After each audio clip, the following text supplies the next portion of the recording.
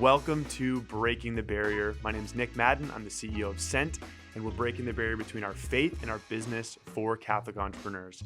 I sat down today with President of Catholic Answers, Chris Check. We had an awesome conversation that I know is going to add value to you. We cover the media landscape, lessons in leadership, local enterprise. Thank you for being here. I'm so grateful that you're sitting down with me today. Well, I'm very happy to. You're good to come down to Catholic Answers. It's a gift. You began as a U.S. Marine Corps artillery sergeant. Captain. Well, when I retired as a captain, I was an officer. Officer. Did okay. you? Yeah. U.S. Marine Corps artillery officer. Then you jumped into the world of media, almost 2 decades. And I'd love to explore that here in a second. And then now you serve as the president of Catholic Answers, which is the world's leading lay apostolate dedicated to explaining and defending the Catholic faith, reaching millions of people a year. And more importantly, you've got a deep commitment to your family and our faith. Your wife and sons have a passion for the Lord and for working together and for doing life together and building up local community. All of themes we're gonna dive into. Does that sound like a pretty fair description, or what did I miss there? It's a good description. I began delivering the Washington Post when I was 14 years old. I mean, how far back do you? Yeah, no, that's... Are we talking about my professional career? No, and then I worked in a bicycle store. We're gonna pull together. Yeah, we're gonna pull together all sorts of themes here. It's gonna be a blast. I just didn't know where began. Yeah.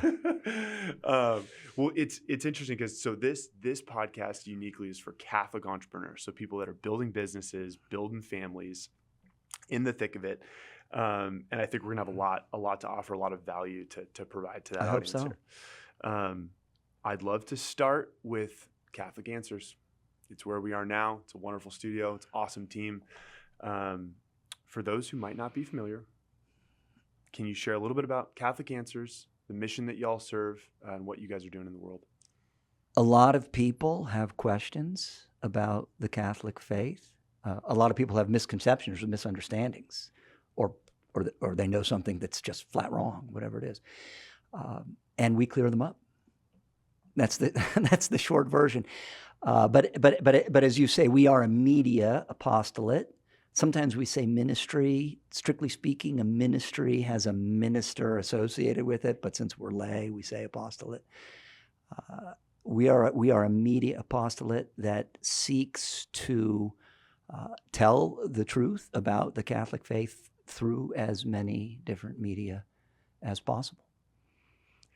Catholic.com is our website. Yeah. The radio program Catholic Answers Live, which is really so much more than a radio program now, of course. The YouTube channels, the podcasts, and a press. We publish 15, 16 original author titles a year. Speakers Bureau. We are the largest lay-run Catholic apologetics apostolate.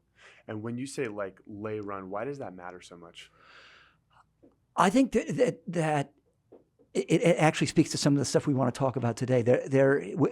From time to time, if I'm in Europe, and I'm describing Catholic Answers, or I'm having a conversation with someone who is from Europe, typically a clergyman, he will say, what priest or bishop started Catholic Answers? And of course, it was founded by a layman, Karl Keating, my predecessor, and we can tell that story if you like. But what strikes me about Catholic Answers is that though it is faithfully Catholic, it is a uniquely American thing. The entrepreneur spirit that is truly one of the great things about the American character found its way in the person of Karl Keating, in that post-conciliar, how can I say, catechetical wasteland. I'm not intending to give offense. I'm just telling what it is. Yep, I'm tracking. Not by virtue of the effort of a clergyman, but by virtue of a man actually who was trained as a mathematician, economist, and a lawyer. Mm-hmm. A layman. bringing back the apologetics tradition of the interwar period in England, the Speaker's Corner, guys like Father Vincent McNabb, Ronald Knox, Chica Chesterton, these folks, and creating it anew in this spirit of entrepreneurial America. Yes. And in fact, I tell Carl and other people, Carl's legacy is not simply Catholic Answers and its global reach. It's the many, many lay apostolates that followed. Yes. He was a pioneer. Well, sure. Sent. Yeah. Being one of them. Yeah. He when his cause is opened, when Carl's cause is open, someone's going to observe that, say it isn't simply Catholic Answers. It's all this. It's this extraordinary moment in the history of the church when the laity stepped up. It's so related to what we're calling Catholic entrepreneurs to do and to be, because the thing that gets people, the hair stand up on the back of their head, they don't like it. Business is mission. Yes. Like being able to see your business as a place of mission, that doesn't sit well with people because we've created this worldview that's so bifurcated. Like you don't actually see it. So we're gonna can we talk about that bifurcated worldview? Yeah, we totally can. Right now, actually. This is something that all of your constituency, Nick, and people who should be in your constituency but aren't yet in business need to think about. And I just praised America, and now I'm going to identify one of the defects. There is a sense in America of neutrality that America is an environment or an ecosystem of neutrality in which there is freedom. And as Catholics, we would say that freedom should be directed towards pursuit of the good, but it begins kind of on a neutral playing field on which the church is one of many other, sometimes competitors, sometimes cooperators. One option on the playing field. Yeah, precisely. And sometimes the church and the media cooperate, or sometimes the church and government cooperate, or sometimes the church and recreation or business cooperate. But they're all various players on this giant gridiron. Yeah, that's actually wrong. That's wrong. The church is the gridiron. There is no neutral point of departure. The point of departure is the love of God that is made manifest, especially to you and me, in the incarnation. All things in history tend toward it, and all the incarnation, and all things in history come out of it. So there is not this sort of neutral playing field. And yes, we have freedom of religion, and you can choose the good from this neutral point of departure. You know who was really great on this is the late David Schindler. And anyway, I would recommend his reading it. He's much better mind than I am on this point. But to business makes sense not in the context of this neutral playing field, but in the context of the love of the incarnation. That's the point of departure. Yes. That's a lot to try to get your imagination around. And sometimes really all we can do is just sit down and say, okay, that's true. I need to think about that. What does that mean? And then God in time will reveal some of those things. Yes. But that's how you have to start. That's where the start is. Absolutely. What's been formative Does that make sense? Oh, it totally makes sense. And what's been formative for me is anytime I find myself slipping into the, oh, this is neutral, or this is just a tool, or this is kind of like, anytime I find myself trying to kind of like find a neutral playing field, right, I'm typically in error. There's nothing that's neutral. Yeah, that's right. I'm typically in error. Pope Francis, the late Pope Francis, speaking of information technology, says that's not neutral. Yeah, it's not neutral. It has its own paradigm. In fact, right. Yeah. It's so critical to I think as we build businesses, as we think about markets, like the motivating factors, the starting points, the origins, the ends that we're aiming towards. Like all these things have a polarity to them. There's always a charge. There's not some morally neutral, like the market's over here and then our faith life's over here. Right. And I think this misunderstanding of human experience derives from two things that are key in the beginning of America. And one is its Protestant character, and the other is its Enlightenment character. Yeah, right. Yeah. So before running Sent, I had a lot of misconceptions about what a nonprofit meant. I didn't really understand the dynamics. Sure. And I think a lot of people do, whether, most of the folks we serve at Sent are running for-profit businesses. They're not running explicitly Catholic businesses, but they're in an ecosystem of nonprofits that they're investing into in some way, either time, talent, or treasure. And a lot of entrepreneurs that we serve do run nonprofits. But I'd like to just kind of peel back the curtain a little bit and the specific question to actually do this.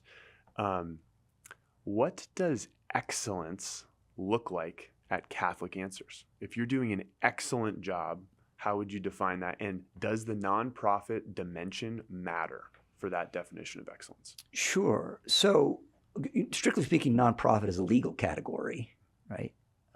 That in the end has something to do with the tax code and where the revenue comes from.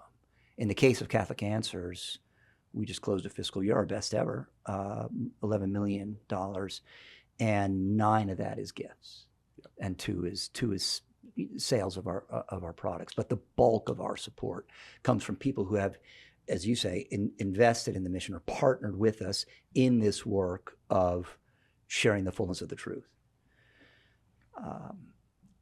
So for us, excellence is measured by how closely we are hewing to our mission, to bring non-Catholics into the church, to bring fallen away Catholics back into the church, and to strengthen existing or active Catholics, or practicing, I guess is the word, to strengthen them in their faith and in their love of Jesus Christ.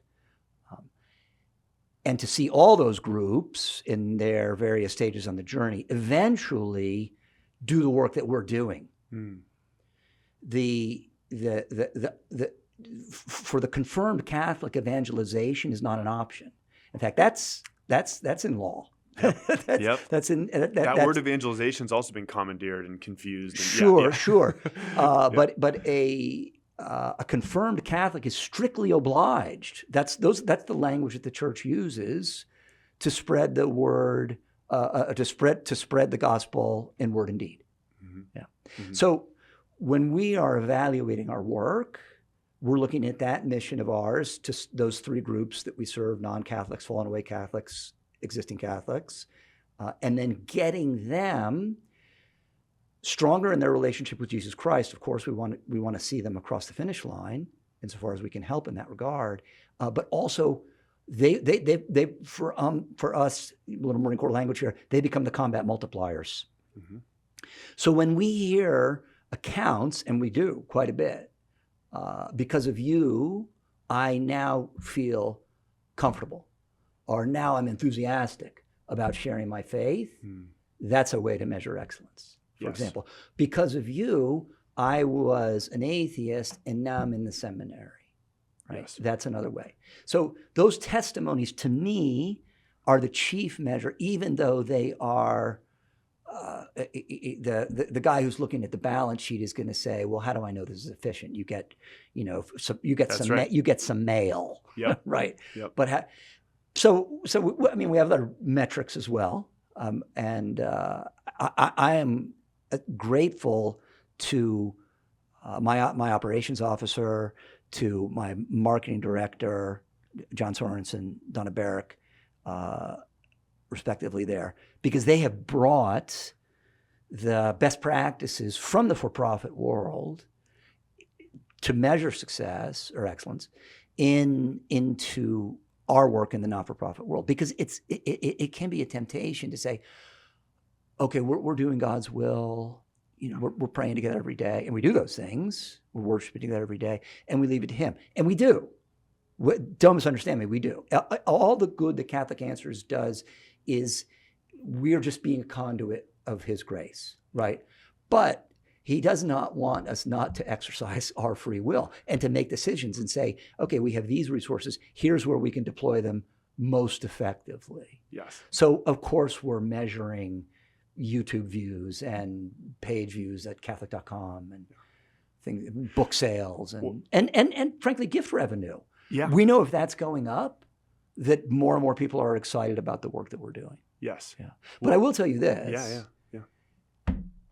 I had this conversation with a fellow one time, and he said, well, if I gave you $1 million and one person became a Catholic, that wouldn't be very efficient. And my response is, well, I'm pretty sure I can get you 2, but one would be a bargain. Yeah. So it's an interesting thing. I bring up the nonprofit. He didn't give me $1 million, by the way. Did you? Yeah. I was gonna say, did you close the gift? Yeah. It's an interesting thing because there's been a swell of lay apostolates. Yes. There's a lot of lay apostolates. There's a discernment process that leaders go through to decide whether a for-profit model or a nonprofit model makes sense. Right. You've got organizations, Hallow, Exodus 90, that have really discerned well where they should be on this thing, and then there's sort of impact investing, and then there's venture, which is now going into Christian areas. So there's people using kind of for-profit models in order to bless the world. Like, let's lean into the market economics here. Let's drive towards market-based sustainability. Like there's kind of different moves. But what you described there is I think kind of there's a deep discernment behind what you just shared. You're looking at the fruit in different ways than a for-profit would. You're looking at the stories, the people impacted, the things that would be harder to capture in a business model. So my question is, if someone's discerning, hey, should I do something for-profit or nonprofit from a strategic standpoint? What sort of questions or what sort of counsel would you give to decide between the for and nonprofit route? Yeah, and I understand, Nick, this is going to be highly subjective because because 10 years ago, everybody in evangelization was not for profit, and I don't know if Hallow was the first, but they're certainly maybe made the biggest splash. Yeah. In this regard. So for me, I still feel a substantial amount of reticence associating the spread of the gospel with some kind of economic return. Set that aside for a moment. It's good. Yep. But that's at the heart of it. Yep. So to answer your question, the thing that I would say is, what I never want to be is compromised in my mission because of the need to see to the bottom line. Now, this can be a threat in the not-for-profit world as well. It's possible that Catholic Answers could have a very, very generous donor who would say, I want you to take a harder line position on, I don't know, Father James Martin or some kind of although I think we've been pretty explicit about him. But let's just say something, or Pope Francis. Yeah. Pope Francis would be a good one, because let's say that papacy, sure, it was fraught, and there's some confusion in the wake of it, and we certainly did have supporters of ours saying, why aren't you more clear in your criticism of Pope Francis? Or something? And frankly, I think we were in a filial way when the time called for it. But the Catholic Answers functions as well as she does because of our voice. And our voice is charitable, it's joyful, it's trustworthy, and it's a little whimsical from time to time, which I think is good because that's engaging.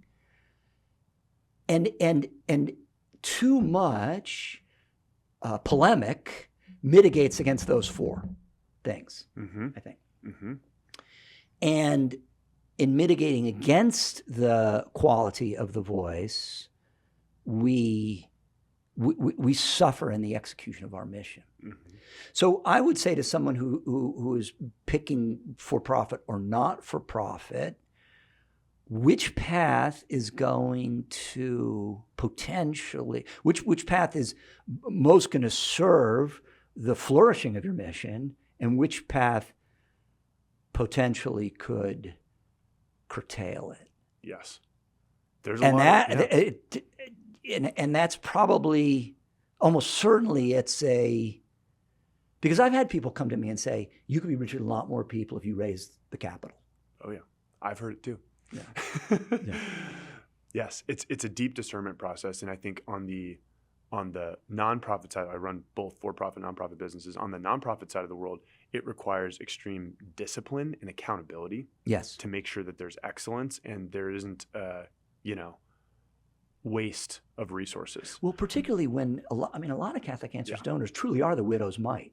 Yeah. I mean, we have, I don't know, so let's say 25,000 active supporters. So I would call active someone who has made a gift in the last 18 months. There's a lot of people who, these are other testimonies we get. I'm on Social Security. I'm on disability. I'm living in my car. That's a real one. Yep. Here's $10. So that demands, those are the ones where I feel, there are people who are exceedingly generous to us and they have the means to be, and I'm not saying those aren't sacrificial gifts, but I'm going to stand before God and say, what did you do with that $10 that the guy living in his car gave you? Yes. That's part of the discernment. Yes. Yeah. Yeah. I would love to, one last question on the Catholic Answers bit, and then we're going to shift gears to media landscape. Did I give our URL, Catholic.com? I want to make sure everybody comes and visits. 100%. Okay. 100%. That's a Carl Keating thing. Can I just tell that story real quick? Sure. This was long before I got here. Yeah. And so I'm only repeating it because Patrick Madrid, who used to work here, tells the story from time to time. And we were over on Engineer Road. I don't know, there were maybe 12 people who worked for Catholic Answers at that time. And Carl comes into the office one day and he says, there's this thing called the internet and there are these things called URLs. And I'm gonna buy Catholic.com. And everybody at the table said, oh, go Carl, whatever, sounds great. Yeah. But clearly that's a divine thing. Oh, yeah. that is a divine grace. Oh, 100%. You do not want somebody else with that URL holding it hostage for whatever it's worth now. Yeah. But what a great tale. That's great. Y'all are known for excellent apologetics.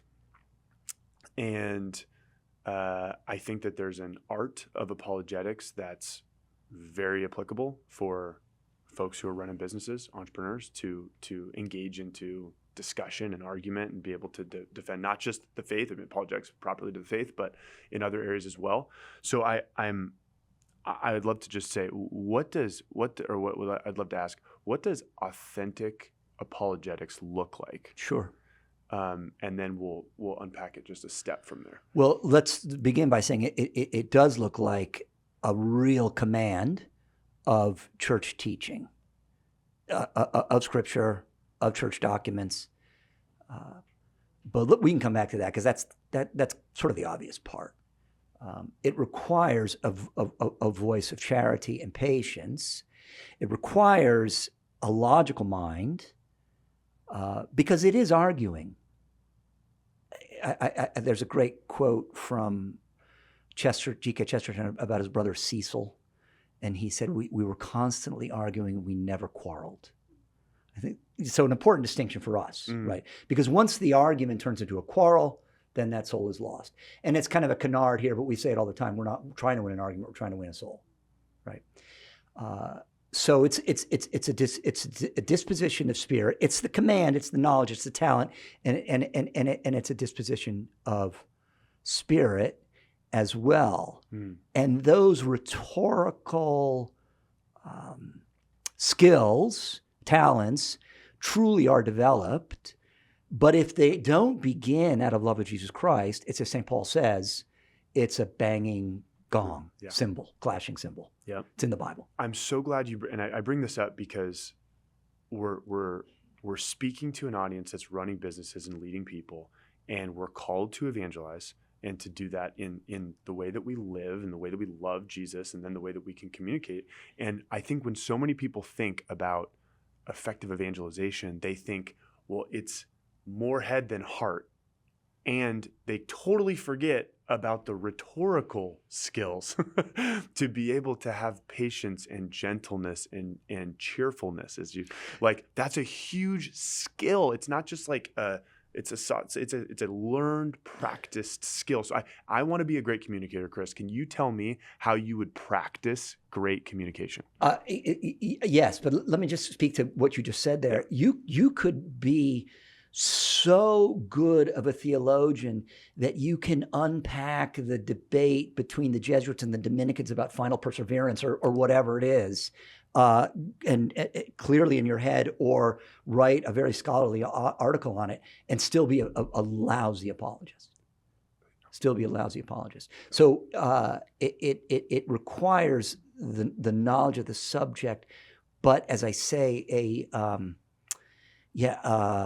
point of departure that begins, and now I think I might be answering your question, out of love, because all these things begin in love, as we were talking about earlier in the podcast, out of love for whomever it is you're talking to. And here, love, of course, is the desire of the good. I mean, love is an act of the will. I'm not one of these people who's so sterile that, or I don't know if that's the right adjective here, to say, love is only an act of the will. Mm-hmm. It clearly is bound up in feelings that when two people meet each other, or too young, a man and a woman meet each other, obviously there's a great deal of heart speaks to heart, as Newman says, underway there. But you do decide, I am talking to this person. I want to bring him to the love and mercy of Jesus Christ, to the grace of his sacraments, the fullness of his truth, because I love him or her, and so that's my point of departure. Mm-hmm. And I actually think that covers most of it. At least it covers anything you need to get going. Our friend Steve Dawson, who co-wrote a book with Cy Kellett, how to talk with anyone about Jesus Christ, or how to talk about Jesus Christ with someone about it anyone. I don't know. It's a Catholic Answers title. I should know the title of the book. It's great. Yeah. Everyone should read it. Yeah. By the way, this book is great because it'll immediately dismiss all your excuses. I evangelize by my behavior. No. That is not church. That is not what the church is telling you to do. This, St. Francis, use words if necessary. He never said that, right? Yeah. So in any case, this is a guy who got on a boat and went to see the Sultan to try to talk him into becoming a Christian. So he wasn't just living by his example, or evangelizing by his example. But what you need is the desire for that soul, and where does it begin? It begins in your acknowledgement of what you've been given. Paul VI says this in his great encyclical on evangelization. He says it's impossible. He says it's not possible for someone who understands what he has been given in the love and mercy of Jesus Christ and the grace of the sacraments and the fullness of truth, not to want to share it. Mm-hmm. Mm-hmm. Not to want to share it. So so it begins with that, and once that willingness is there, the rhetorical skills, you have to work at it and practice it. Comes from practice, like anything. Mm-hmm. There already is a massive deficit in communication skills. Being able to communicate well, especially right now. That's what I'm saying. In today's world, now, real world, and the ability for entrepreneurs to communicate clearly, ideas, beliefs, thoughts, is going to be a massive competitive advantage. So take that. That's like the business language around it. Yep. But like our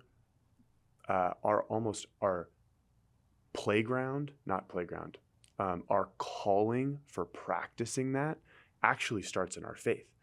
Shedding the gospel, and it's the most authentic and deepest way. So get better at communicating. We could stop the podcast right now. Yeah, you have made the salient point, and especially identifying the particular affliction of our age. A lot of what all of us need to do is a period of detox from the devices, from the things that are restricting our capacity to communicate. Yes. Texting. Yes. And by the way, also restricting our capacity to have a thought that goes on for more than a sentence or two. Yes. Yes. So if people and for the entrepreneur to think about these devices as working against the skill of communicating, and to see the skill of communicating as actually being a really, really rare, important skill. I don't know if I'm telegraphing here, but this is something we can talk about in September. I would love that. Yeah. I would love that. Yeah. We're going to switch gears before we spend the rest of the time. I like the manual transmission there. That's all I do. Yeah. No, it helps me. It's just, They say the manual transmission is what, like a Gen Z anti-theft device or something. Oh, I love it. We're going to just look at the media landscape. So we're really shifting gears here. One of the unique things about Catholic Answers is the variety of media that you guys put out. You've got publications, you've got YouTube, all the radio. What are some of the macro trends you see right now in the media landscape that you're aware of? And then there's the Catholic lens on top of that. But let's just take macro trends broader than just y'all's playground. What are some of the macro trends you're observing, and what are you doing about it? We've become extremely atomized as a consequence of modern communication technology, and I'm concerned in macro trends that atomization is going to continue.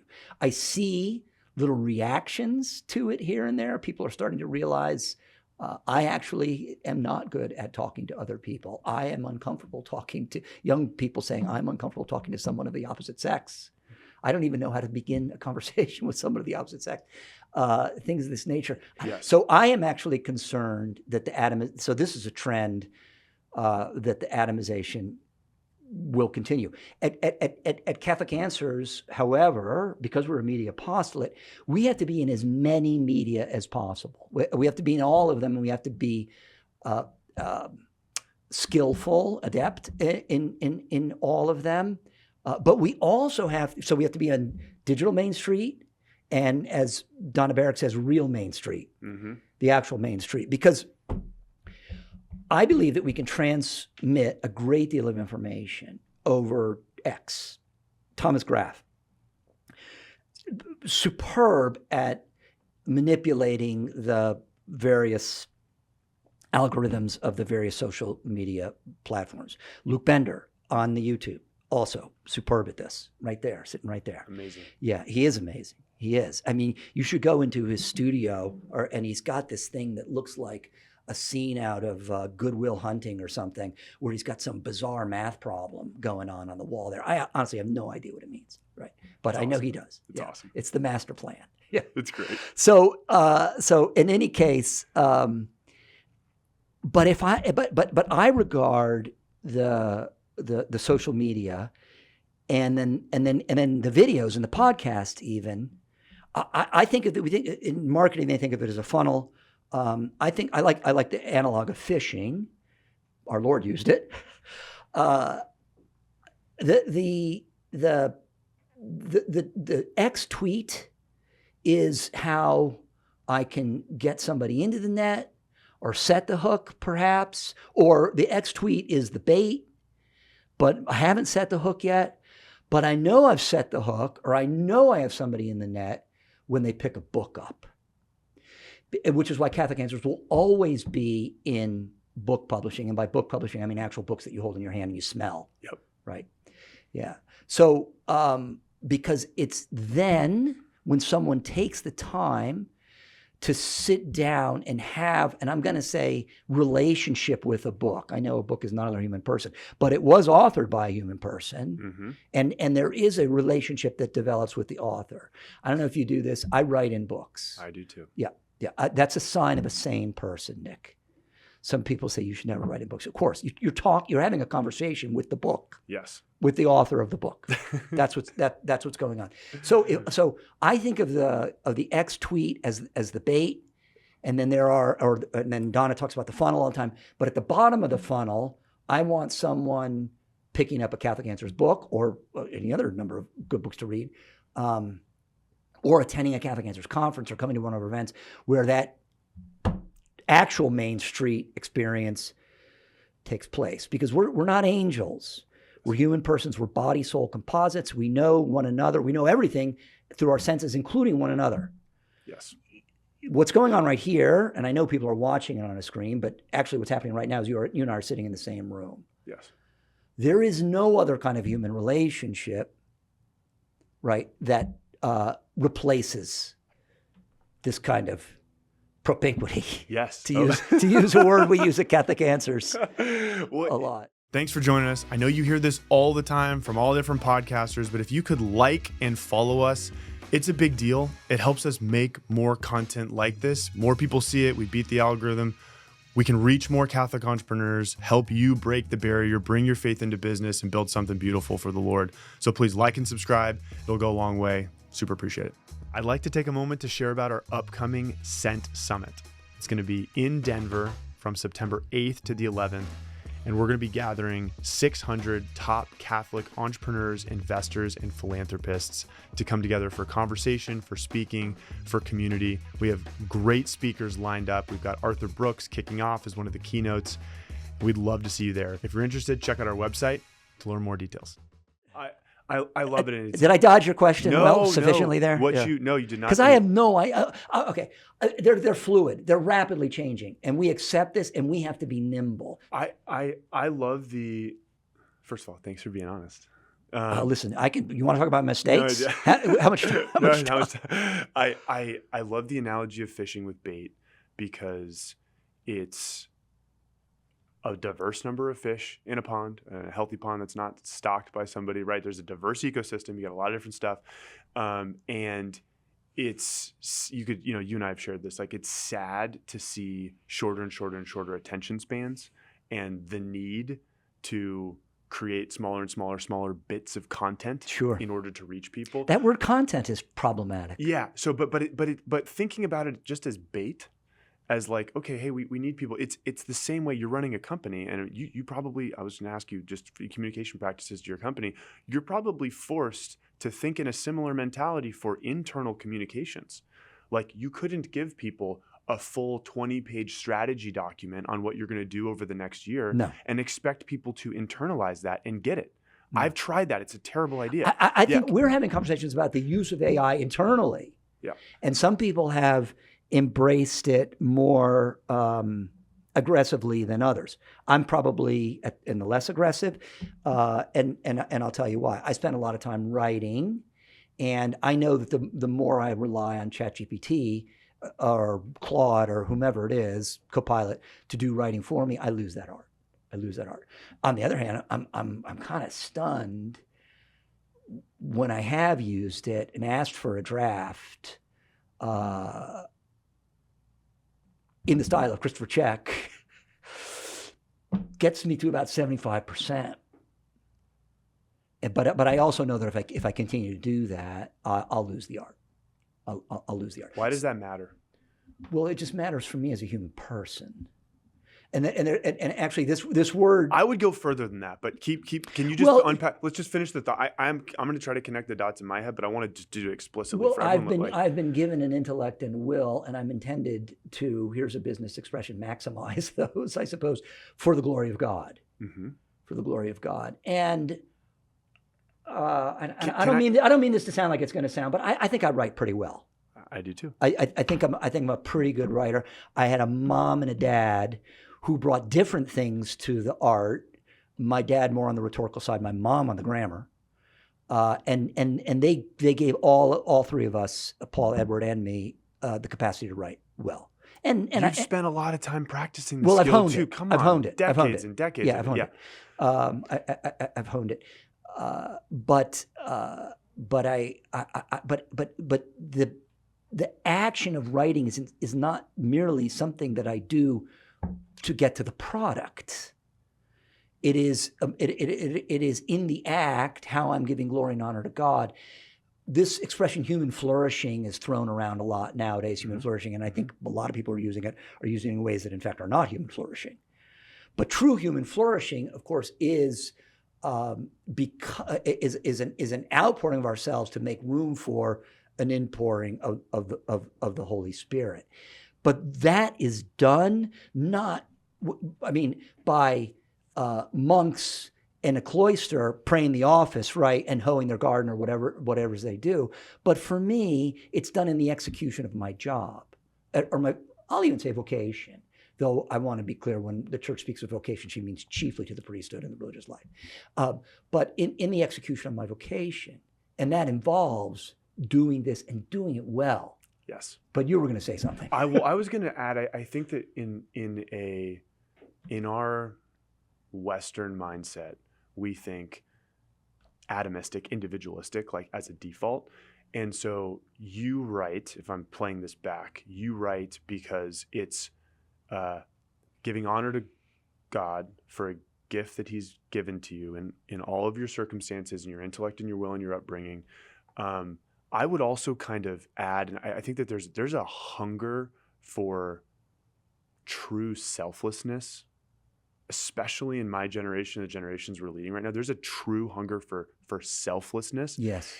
And what it does to you to practice writing is make you into a man of virtue who can be of blessing. Sure. To actually have communion with others. I think of this like you can learn, because what society says is like, oh yeah, you should really practice this skill so that you become really great at this skill so you can make money, or so you can, like, there's some atomistic track that's actually kind of pathetic. And like what you're describing is like, no, you actually become a better husband and a friend and a leader. And like people love being around you because of the time that's cultivated into the skill of writing. Is that? It's 100% right. And I'm embarrassed that you said it and I did not. The virtues are cultivated in the action. We used to have a priest when we lived in Illinois. He was great. Father Jerome Kotnick was his name.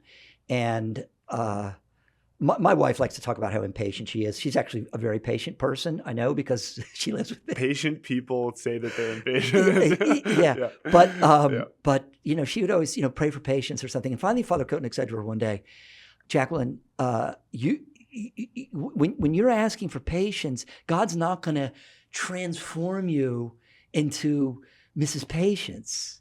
He's going to give you opportunities to exercise patience. This is how we grow in virtue.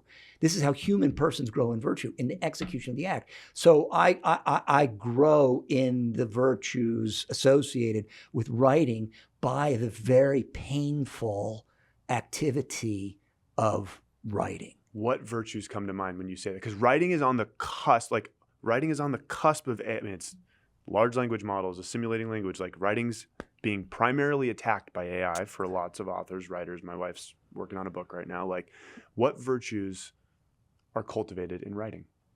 Sure. Well, one that's cultivated, and oddly enough, or maybe not oddly enough, I think is charity, because a good writer is beginning with consideration of his audience. Now, it's possible you can crank out something for yourself for fun or something like that, and have a sort of a kind of scriptatorial self-indulgence moment. But if you are writing, you're thinking about who's going to read it. And are you approaching that person with charity, or are you speaking about the topic, especially if it's an opinion piece, and the person's involved or the situation's involved in a charitable way? It obviously cultivates things like industry, focus, especially. There's a writer that I like a lot. His name is Stephen Presser. You ever read him? No. He wrote the best beach book ever. It's called Gates of Fire, and it is a historical novel about the battle at Thermopylae during the Persian Wars. But he has a book called The War of Art. And he talks in this book about what he calls resistance. Pressfield, I said Presser, Pressfield, Stephen Pressfield. And he says, everything that is not writing is resistance. So for him, and he describes from 10 to 2, I write every day. I stand at my desk or I sit at my desk and I write every day. He takes Christmas off. I mean, I think he should probably take Sundays off too, but I've never met him. And he shoves it in a drawer, and then he comes back and he starts revising, and this is what he does for.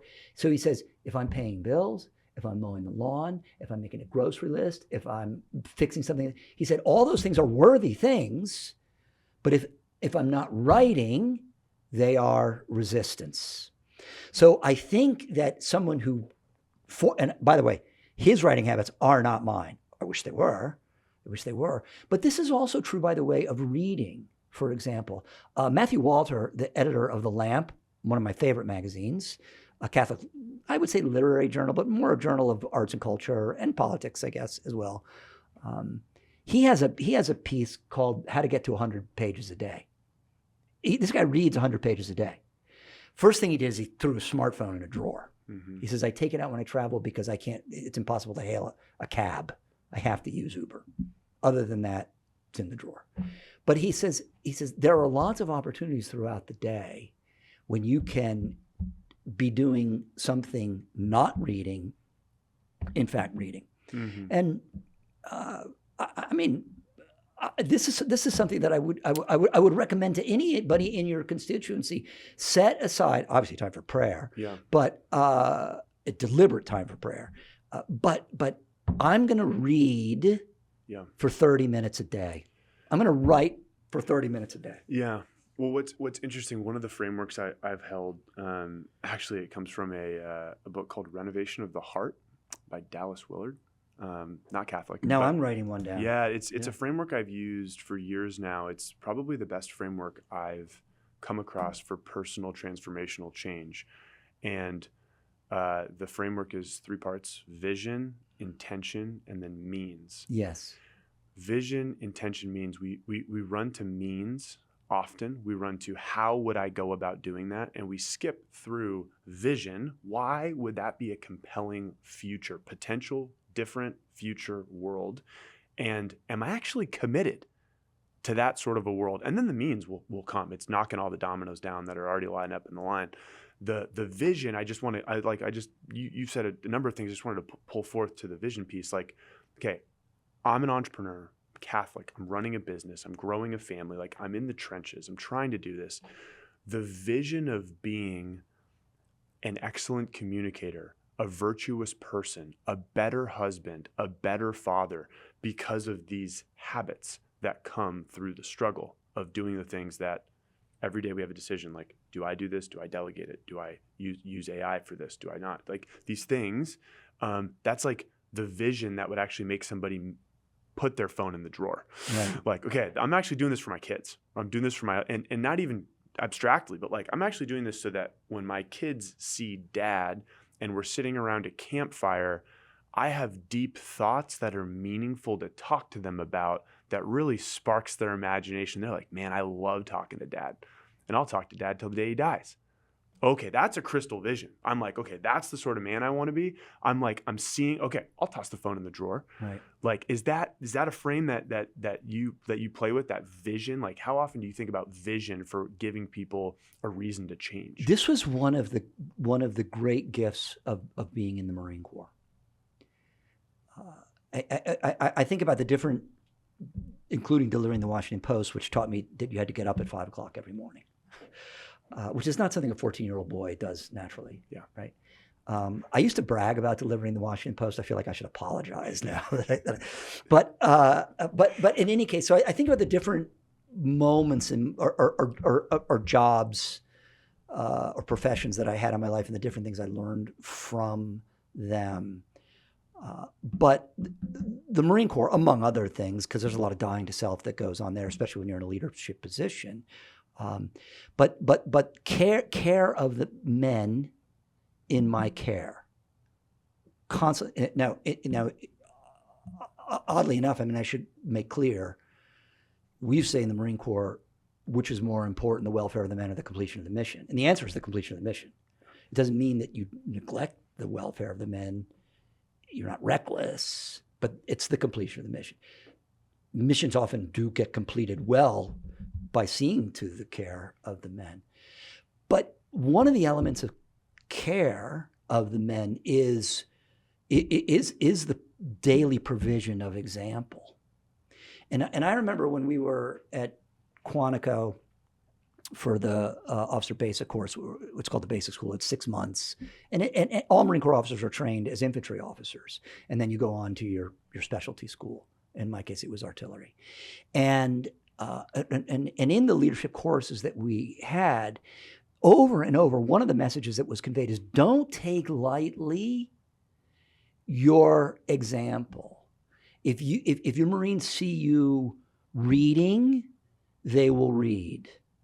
If your Marines see you dressing well and looking to your personal appearance, they will do that. If your Marines see you treating someone with dignity, then they will do that. I'm thinking of this because you're describing that moment around the fire. Your kids are seeing you, because a lot of dads could be sitting around the campfire right now and their kids are looking at them, and dad could be scrolling through the phone or something like that. And young Marines and young children, but it is the same in business. It's the same in business, yeah. The people who break the barrier, please. The people who are in our care, yes, as chief executives, look to our example. Now, this gives me shudders here at Catholic Answers, because I have in my care a whole building full of people who are holier than I am and better at their art. But nonetheless, that's the way God has arranged it. And so I had to think of this. Yes, and I run 2 companies that are largely remote, and it's a huge thing that's lost in remote cultures. Because I think lost is the word. You just how would I do read? My team doesn't have any idea. Yeah. Because I don't get on a meeting and read with them. Right. Right. I mean, there are probably little things you can do in the margins. You can have a monthly email talking about the books that you're reading, or I read this, or I read some recommendations. You're doing this in 42 days. You're doing this in 42 days. A propinquity week. It's true. To a be together in person week, and I think it is brilliant, because what it is a word that nobody's heard of. Sure. No, it's a time to be really intentional about being incarnate. Yes. And I think that as a Catholic entrepreneur, to be present to one another. Right. If you're not intentional about being incarnate, you won't be. You intentionally, your wife brought to you, but you've intentionally looked for common enterprise. Yes. And it doesn't just happen that you work on things in real life, physical things that you can see, touch, and feel with your spouse. The children become the focus for a while, but even then, you could be on different pages with kid stuff and different, role responsibilities. But whether, for the entrepreneur who's running a business, to the extent to which they can bring their spouse alongside them, I've seen fruit from that, and I'm probably on the 10-yard line. If there's 100 yards, I'm 10% in to where I envision Casey and I could be. Mm-hmm. And then there's enterprise that is exciting and brings joy. Yes. To one person that you guys can actually work on together. You had a quote from, I just couldn't, yes, it's delightful to be in the backyard grilling, singing songs, and tossing horseshoes on a Sunday afternoon. And these occasions do bind us, but not nearly as much as working our way through the daily successes and failures of a common enterprise. A child who sees a marriage strengthened by common labor knows much more about spousal love than the child who merely witnesses mom and dad heading out each Thursday night for date night. That is pretty good. Did I write that? You wrote that. That was before ChatGPT, so I did write that. You wrote it. Well, I literally tonight I've got a date night with Casey. Yeah, and we're probably going to talk about Jackie and I are probably deficient on date night. We probably should make more efforts to. I'm sure she would. I'm sure she would agree. Don't count. Yeah. But it just struck me as I think it's true. I'm sure that's true. Yes. Yep. Yes. So there's common enterprise with your spouse, which I think is just a deep lesson for entrepreneurs to just to think about. Like on the next date night you have with your wife, you're listening to this, like think about that, talk Sure. about that. Just let the How do seed I be draw you planted. deeper into what I'm doing? Yes. And then local. Yeah. And then there's so why By the way, these things I think are local and family common enterprise are bound up because what could be more local than a family? That's right. Yeah. Why should Catholics care about local enterprise? Well, I mean, for this reason that I just said, because the fundamental unit of society is not the atomized individual; it is the family, and a family is something that actually exists in a specific place. Yes. In a house or in a home. Now, to this point about the post-industrial world, homes are largely mortgages on spheres of consumption, right? But I could make the headline for the episode. well, but they are. Yeah. They are. And insofar as we can mitigate against that, and actually, I think people in business, in entrepreneurs have an opportunity to how can I mitigate against that? What can I do to actually create an integrated local economy? Yes. This is not my field of expertise. I think about things that a parish could do, and I'm not even sure that they're legal. But let me propose one. I think it would be great if a parish could run effectively a building and loan so that if you belong to the parish, you have access to very low interest mortgage on your house if it's within, the parish boundary or a mile or so of the parish or something like that. Now, some lawyer is going to be listening and say, "I'll tell you 10 reasons why in the United States that's against the law." I don't even know, but what it acknowledges is that the parish, like the family, is a specific thing in a specific time and place, Yes. sense of place. Yes. Right. And that sense of place is very much derailed by the modern media. Yes. So I'm interested to hear from the Sent constituency, how do I invest in some kind of local? And you're doing it here. I mean, you've got stores or Yeah. what do you call them, stores in here in San Diego. Yep. And some of them are obvious, a family-held restaurant or something like that. Yep. But then when you get into unusual things like manufacturing, and a lot of manufacturing is done overseas, and really large corporations.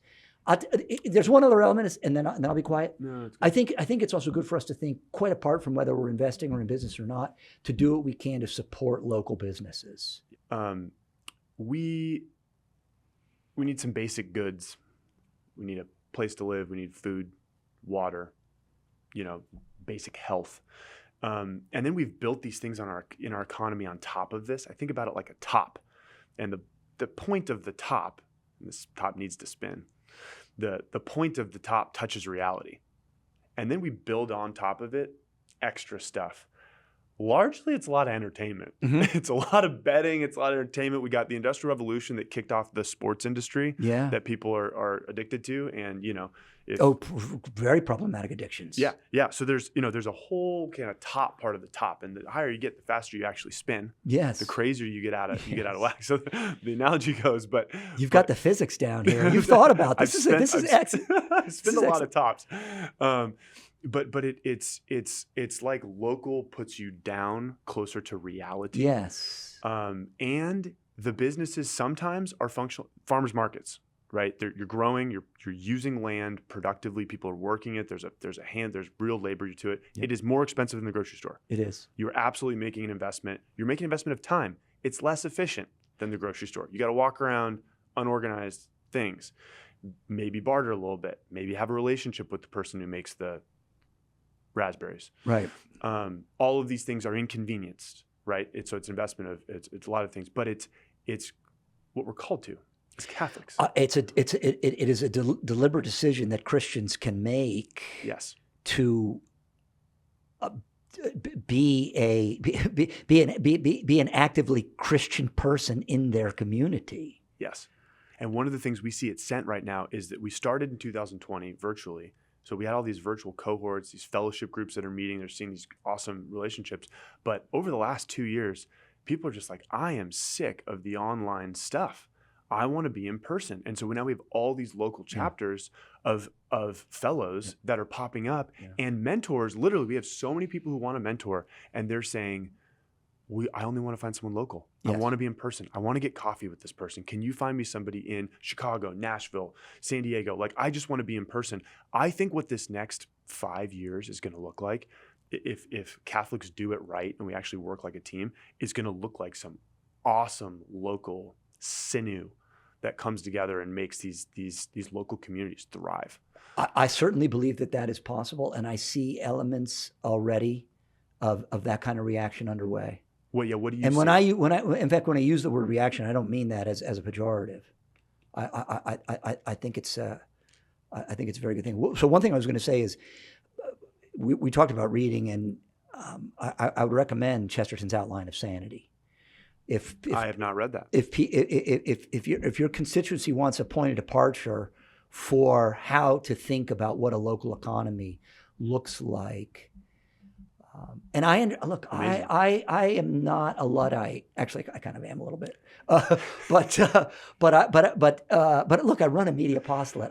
There's on the other side of that window, there's all kinds of flashing lights. I mean, I'm down. Yeah. But I understand that even the industrial world that Chesterton was in and experiencing and just describing the problems with are like on crack cocaine now. Yes. In the world of the digital technology. Yes. Yeah. But I would say that's a place to start.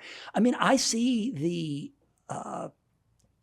And you described investing into the arts. I think that's another, just like, it doesn't, you look back at the top, like you're a local artisan map maker. Sure. That's an amazing, the artists, local artists. Yeah. I mean, I think a good bit of what they're doing there is they're finding old maps, and they're doing, they're doubtless assisted by computers, restoring them and making reprints and that sort of thing. But there's no reason not to support local artists. But I get how somebody listening to this podcast can say, okay, those things are charming. Farmers markets are charming. I don't mind. Sure, I'm going to pay $5 more for raspberries. Yep. I'm going to buy the fancy soap. I'm with you. But really, this is not turning the tide of the mega global economy. And my response to that is, you do what you can. You do what you can.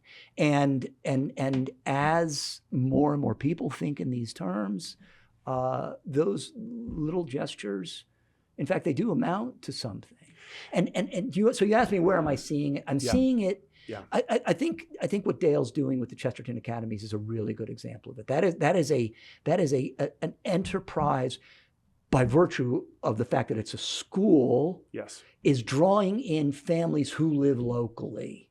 Yes. Into that, because it doesn't work without the families. Yes. Because they got to support it. Yes. And not only do they have to support it, Nick, they have to learn to hold their tongue from time to time when I would like to do it this way. Okay, well, actually, here's how we're doing it. Okay, I'm gonna hold my tongue. Well, and there's an opportunity. Like I'm on the board of our school, and there's an opportunity to St. Joseph's. Yeah, St. Joseph's. Yeah, I mean that's a perfect example. That is a truly local venture. It totally is. I mean, 30 years ago, started as a homeschool, like building by building. They're lucky to have you on the board. I'm so grateful to be there. It's a great crew. It's an amazing crew. But the interesting thing is, and I business owners, people listening to this, like we always think like impact and total addressable market and scale and these things like it. Verticals. I didn't even know what a vertical was like 6 months ago. Yeah. That's how inept I am at this. Verticals, like, those are faithful in small things. Will be given more. Of course. I think that comes through somewhere. Of course. It's going to the farmer's market and overpaying by the grocery store standards, paying appropriately for raspberries, makes you the sort of person who cares more about local things, who meets people locally, who might invest into a local business. But I'm talking to these people who are very successful in business, if they haven't built a love for their local community, they're not going to invest into that thing later. So Yes. it's a big domino. It's like, how would you even want to run the huge company if you didn't learn about that company going up through it? It's the same mentality. Sure. Like it's the formation process that has led you to where you are. Like it took 6 years of military experience and formation to understand the example of reading translates like it does. So Yes. sorry, you got something on the tip of your Well, tongue. I Yeah. do. I do. I was going to say, I mean, you're absolutely correct. And again, I just think that the people who are watching this say, okay, that's kind of charming. What's something that I can do? What is one thing I can do right now? And we've suggested a dozen things people can do, but to strengthen the local. Well, here's something everybody can do, and that's start producing your own entertainment. So if you can't play, John Henry on the guitar, and really it's just 3 chords, I can do it, right? So or some Irish drinking songs, Yep. or whatever it is. This is where I think the trad, and again, I don't use that as a pejorative, Catholics and homeschooling families, and those associated with independent Catholic schools really offer a great example. We're creating our own entertainment. I think communities around schools know what businesses your fellow dads run Yep. in your kids' grade, and check them out. Drop by one day. If anyone has a local business at St. Joseph's, like, I want to know about it. Yes. I want to patronize that organization. Like, there's a potential for community, but because we've been so atomized, we've been trained to just like think through computers. We don't even see the 300 plus families that go to our kids' schools, or 100 plus families, whatever, 10 families, as like collaborators in the local economy. I want to encourage you, Nick, to go pedal down on this at St. Joseph's, Yeah. and anybody who's watching who's part of a school. Yeah. Let's start putting together evenings where, frankly, why don't we just get together and have a few glasses of wine, and maybe we bring in a speaker. Maybe we don't. Maybe we just have it. Maybe there's simply a social once a month for parents that begins with a few remarks by you or Calpagian there, the headmaster, who's great, and see where the conversation goes. Well, we've got 2 quick areas I'd like to hit on before we close. I see you underscored quick there. I underscored. Well, it's I could talk to you all day long. Okay. We got to make sure people can get back to their families and jobs here. I love one of the pillars of Sent is having a rule of life. Yes. We've got 3 pillars. We have rule of life, a business that grows past you, and seeing business as mission. So this rule of life, I would just love to hear from you. How have you cultivated a rule of life throughout these different roles and seasons? I know being in the media and publishing world, like there's deadlines that hit and there's chaos that happens. Like there's a lot of chaos in that world. So what does the rule of life actually let people inside your world, where time goes? What's been formative for you, and do you have any wisdom for people? Here, I must give credit to, of course, the Marine Corps, which establishes very much so a rule of life. But well before I went to a high school called the Heights that was run by still is run by the personal prelator of Opus Dei, and this is in the confessional. And then in forming daily habits of prayer and the cultivation of the interior life, this is where Opus Dei is at the top of their game. This is where they're very good. So morning examination of conscience, morning offering, it's starting the day with the morning offering, examination of conscience at the end of the day, minimum, making 15 minutes for quiet prayer in front of the Blessed Sacrament, at least, something like that. Since this is a very easy thing for me to say, because we have a common liturgical and prayer life here at Catholic Answers, and you can be the laziest Catholic like me who gets swept up in it. But I will tell you one thing specifically that we added now, maybe almost 10 years ago, 8 years ago, and that's the regular praying of lauds and vespers. And I'm not going to tell you I'm no perfect on this thing, but I try to catch one of them at least. But beginning the day and ending the workday with the divine office, with those two offices of lauds and vespers, and when people say things to me like, this has been life-changing for me, I tend to be very, very skeptical when people say stuff like that, but this has been life-changing for me because it helps to form that habit of prayer, which is the conversation with God.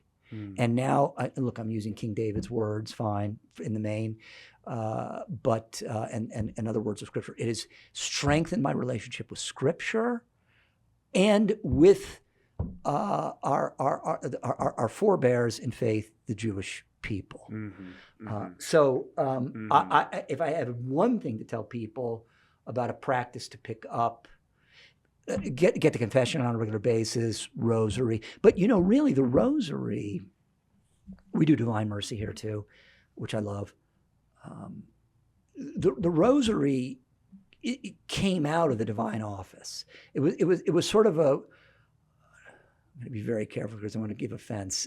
It was sort of a poor man's divine office. It was a way for people who didn't have the time or couldn't read or whatever it was to kind of make an office every day. I think people should pray the rosary. Obviously, Our Lady of Fatima tells us to pray the rosary, so continue to pray the rosary. But if you pick up that habit of some of the divine office, this is not something just for cloistered monks. It's something that's intended for the laity to do as well. It is going to start to transform your soul. And you're going to start to recognize those graces at work in your life. And that would be the chief thing that I would recommend. It's great. One of the things I've done on every podcast, which is fun, is end in rapid fire phrases that people may have heard. We actually hit a couple already in the conversation, so I don't have as many as I would have liked. But you were especially challenging to come up with these because you got a really sharp intellect. And I'm like, if I give them a softball of some like lame phrase, you're going to just be like, well, obviously that's not true. So I got a couple here. Oh no, I do terrible under circumstances like this. I know, this is why we have fun. It's spontaneity. Let's try. So you just say whether you agree or disagree and give just a very short, hey, this is my rationale. Okay. History repeats itself. Agree or disagree? I'm actually more on the agree side than on the not agree side. I mean, strictly speaking, events don't necessarily repeat themselves. In the dialogues of Gregory the Great, we see among the lives of the saints, who in the main are cloistered religious, scriptural warrants repeating themselves in their own lives. And why? Because they spent their lives, the bulk of their lives, praying the office, praying the words of Scripture. So they fully expected to see oil lamps that were filled with water suddenly burning, people raised from the dead, the natural world controlled, and vicious bears turned away. You should read them. They're all. I was going to say this is a read, yeah. So yeah. I actual events, but one of the reasons we study history is, I mean, people say to learn from the mistakes of the past. It's also to learn from the magnificent things of the past so that we can double down on them. So yes. It depends what we mean here by repeats, strictly speaking, but I'm more on the agree side. I love it. Next one. We live in a post-Christian society. I'm in agreement with that. Okay. I'm in agreement with that. One sentence on what, yeah. Well, so I would say a Christian society is one that universally or nearly universally or in the main accepts the premises of the gospel. That is not a description of modern Western culture. Yes. I think you and I live in Christian societies in which we live and move and have our being. Yes. And come into contact with those every day. I work at Catholic Answers. I mean, this is a Christian society right here. Yes. But when we talk about society or the broader culture, the answer is, I would venture to say we live in an anti-Christian one. Mm-hmm. Mm-hmm. It's important to know the waters we swim in. It's Yep. very important. Yep. And Tolkien is great here. Why am I in this time? The hobbits ask Gandalf, and he says, well, that's not for us to know. But it is for us to redeem it. Mm-hmm. Mm-hmm. Yeah. Yes. Here's a business one that gets thrown around in the tech space a lot. Adapt or die. It's a little much for me. If I have heard this. If you're not growing, you're dying, or if you're not fighting to survive, you're dying, or something like that. To me, something like that, that kind of a mentality, perhaps, is immediately. I think there's an urgency in there that might make me not be sufficiently contemplative about a decision.